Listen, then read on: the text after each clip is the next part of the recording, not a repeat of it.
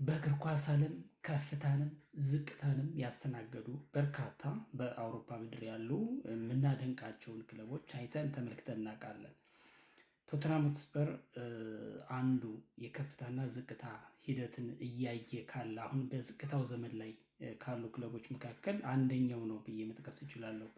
ቶተንሃም ያን ያህል በአውሮፓ መድረክ እጅግ በጣም ሀያል የሚባል ነው ለማለት ሳይሆን በእንግሊዝ ምድር ግን ካሉ በጣም ጠንካራ በኳስ ያጨዋወት ስልታቸው በጣም ከሚወደዱ ክለቦች አንዱ ነው። በነ ፖቼቲኖ ዘመን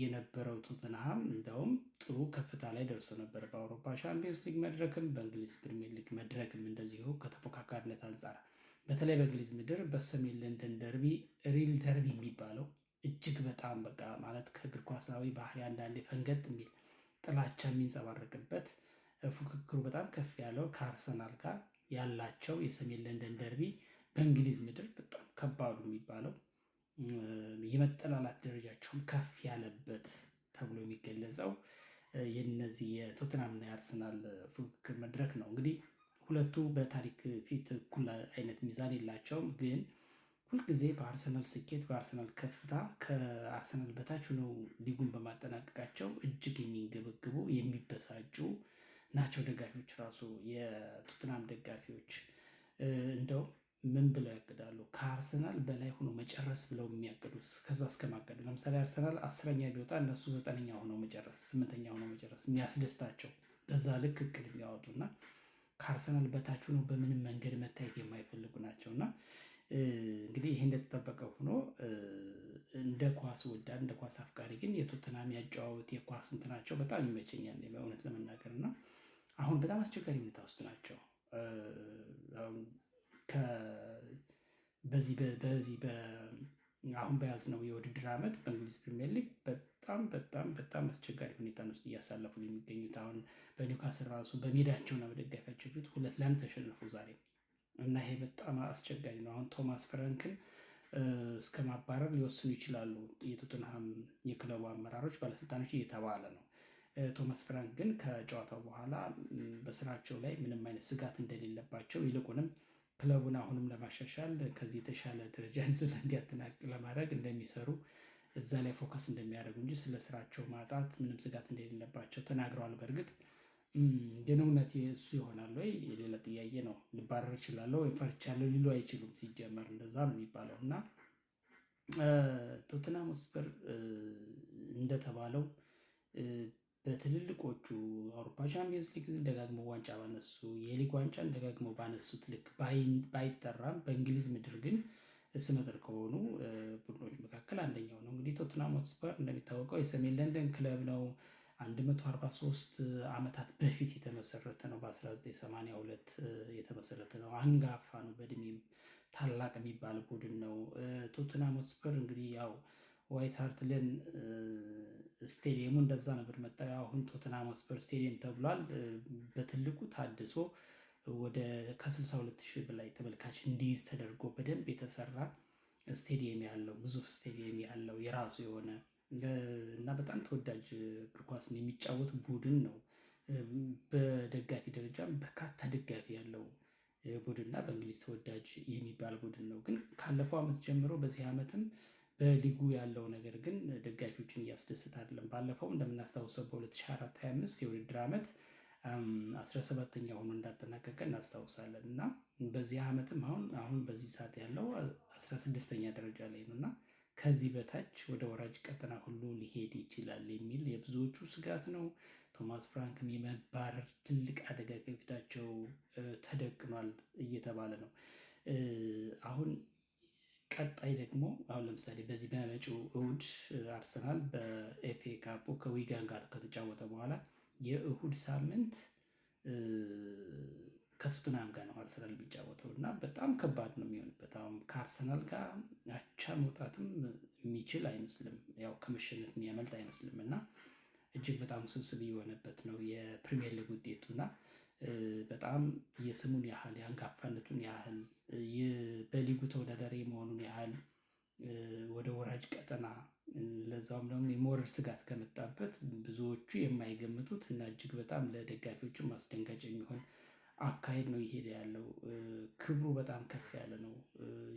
በእርግጥ የእንግሊዝ ፕሪሚየር ሊግን አላነሳም። የእንግሊዝ ፕሪሚየር ሊግን ገና ፈርስት ዲቪዥን ይባል በነበረበት ጊዜ በ1950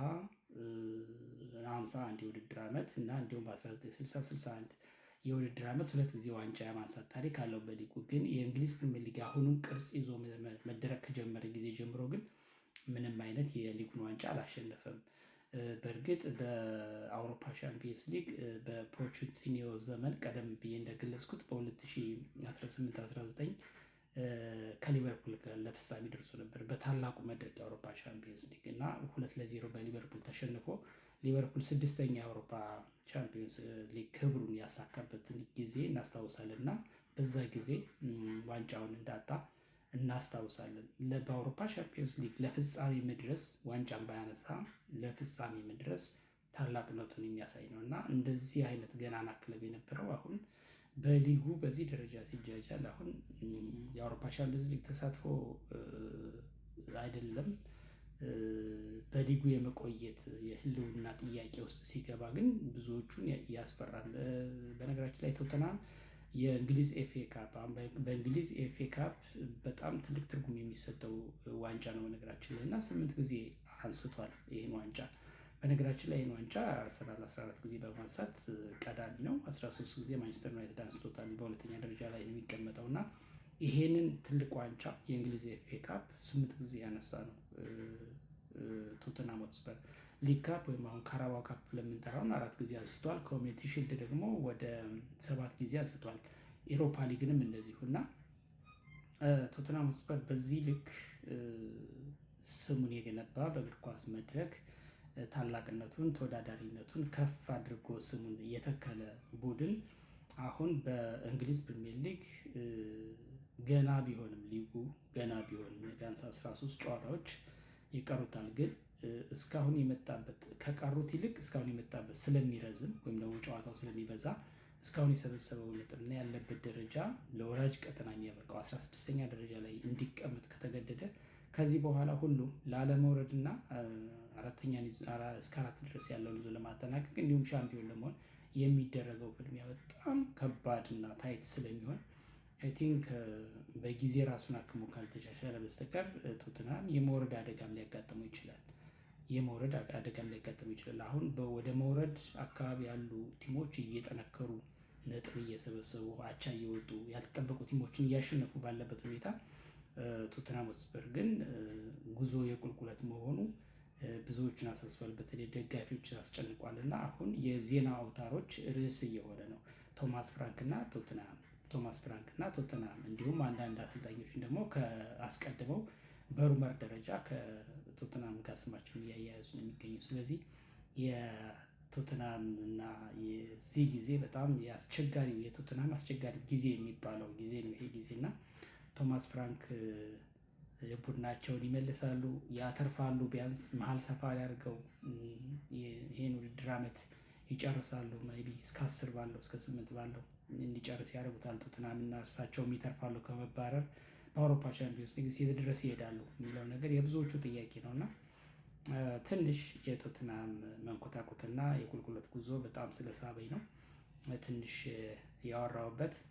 ለማንኛውም ይመቻችሁ። ከተመቻችሁ ቪዲዮ ላይክ፣ ሼር፣ ፎሎ አድርጉ ብዬ አላቅም። ለነገሩ ግን አድርጉ፣ ኮሜንት አድርጉ፣ ሀሳባችሁን ሰጡ። ዞሮ መረጃ መለዋወጥ ስለሆነ መረጃ እንለዋወጣለን። እኔ የሳትኩትን መረጃ እናንተ ታውቁታላችሁ፣ እናንተ የሳታችሁትን እኔ ላቀርበው እችላለሁ እና ዋናው ነገር መረጃ መለዋወጥ ነው እንጂ ዛሬ ቴክኖሎጂ ሁሉም ሰው እጁ ላይ ያለ ስልክ ሁሉም ነገር አለና እንደዛ ነው። ስለዚህ ላይክ አድርጉ፣ ሼር አድርጉ ስንል ኮሜንትም አድርጉ እንደማለት ነው እና እንደዛ ነው። ይመቻችሁ።